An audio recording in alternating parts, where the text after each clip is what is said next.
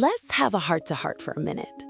I want you to look around your life, not the life people see on your social media. I mean the real one. You've done everything right, haven't you?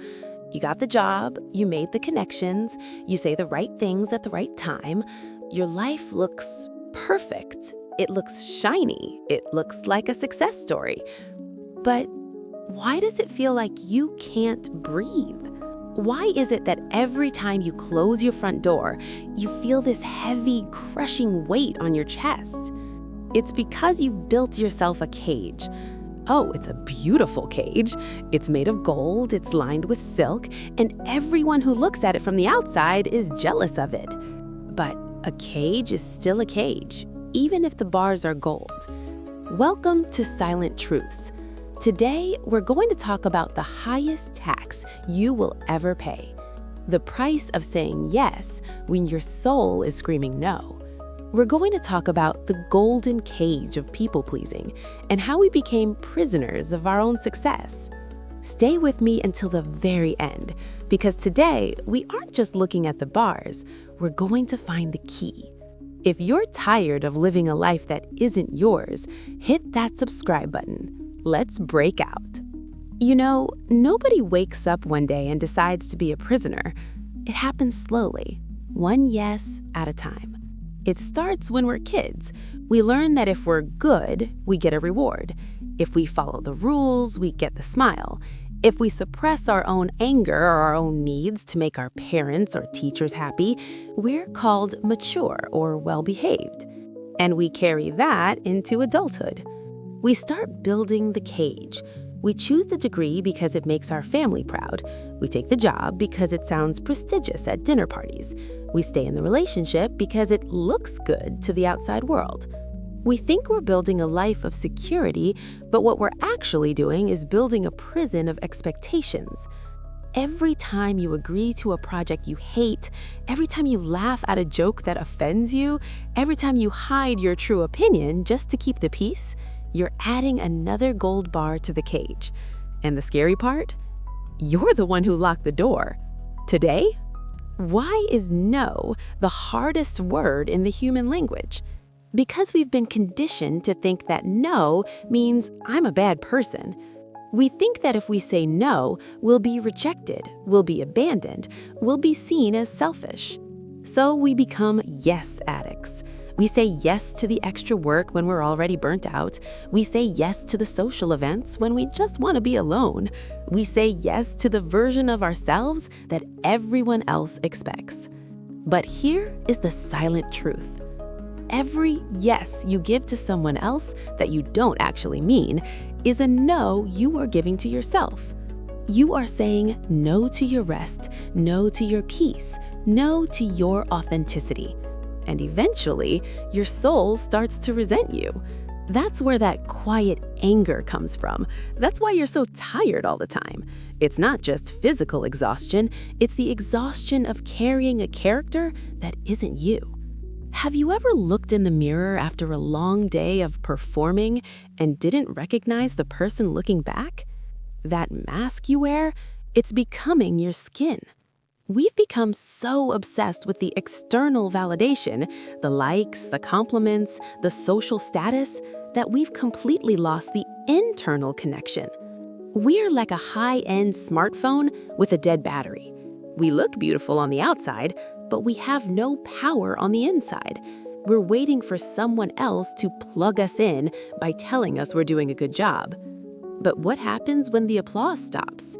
What happens when you're alone in the dark and there's no one there to tell you who you are?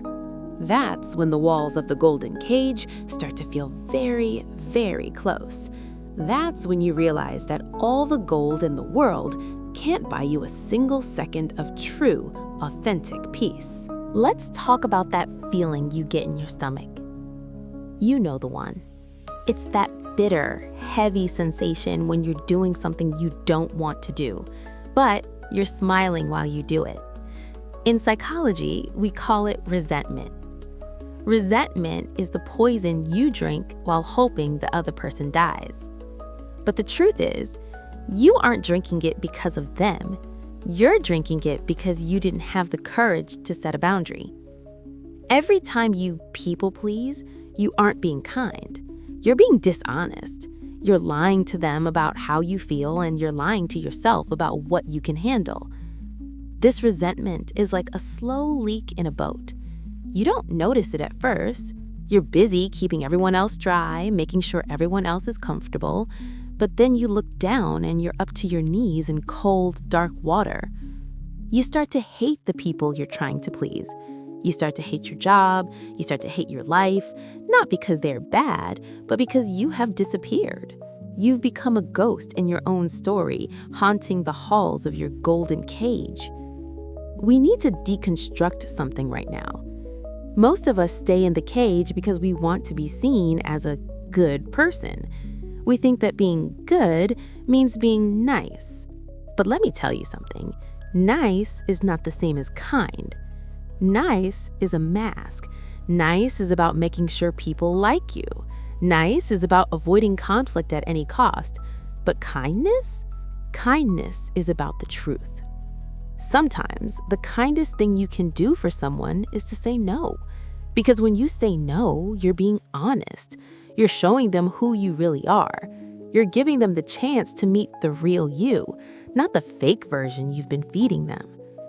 If your goodness is built on a foundation of lies and self-sacrifice that leaves you empty, is it really goodness? Or is it just cowardice dressed up in a suit and tie? Breaking out of the golden cage means being okay with not being liked by everyone. It means realizing that your value doesn't come from how much you can do for others, but from the simple, terrifying fact that you exist. Everything in this life has a price. In the golden cage, you pay with your soul. You trade your authenticity for security. You trade your voice for peace. But if you want to be free, the currency is different. The currency of freedom is discomfort.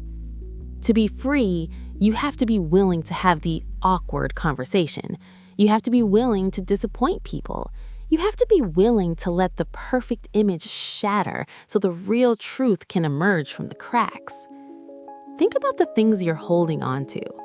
That high-paying job that's killing your spirit. That relationship where you're just an ornament. That social circle where you have to pretend to be someone else to fit in. Are they worth the bars? Freedom feels scary because it's empty. There are no bars to lean on. No one is telling you what to do. But in that emptiness, you find something you haven't felt in years. Agency. The power to choose your own path. The power to say, this is who I am. Take it or leave it. Let's get personal for a second. Why are we actually so afraid to be ourselves? I'll tell you why. Because being real means being vulnerable. When you're playing a character in a golden cage, if someone criticizes you, it doesn't really hurt because they're criticizing the mask, not you. It's your armor. But the moment you step out, the moment you say, this is what I actually believe, or this is what I truly love, you're standing there naked. And that is terrifying. We've been taught that our value is conditional. I am loved because I am successful. I am wanted because I am helpful. But what if you were loved just because you are? The golden cage is a substitute for real intimacy. We trade being known for being admired. But admiration is cold. It's like eating a picture of a meal instead of the meal itself. You can have 1 million people admire your cage, but if no one knows the person inside, you're still starving. So how do we start the breakout? Do you have to quit your job today? Do you have to leave everyone behind? No, that's not how it works. You start with the small truths. It starts with the next phone call. It starts with the next meeting. Instead of automatically saying, yes, of course, you take a breath. You feel that tension in your chest, and you say, let me get back to you on that. Or even better, I can't do that right now. Watch what happens. The world won't end. The sky won't fall.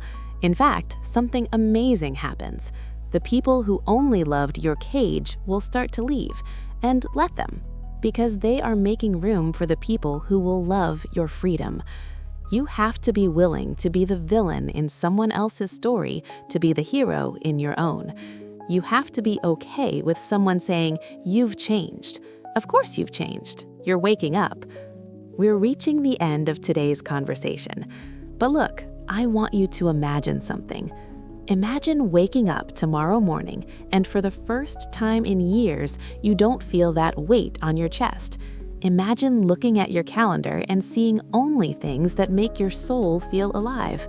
Imagine speaking and knowing that every word coming out of your mouth is 100% yours. That's not a dream. That's what happens when you decide that your soul is worth more than the gold on the bars. You were not born to be an ornament. You were not born to be a yes man for a world that doesn't even know your name. You were born to be a force. Step out of the cage. It's going to be cold at first. It's going to be quiet. But for the first time in your life, you'll be able to breathe.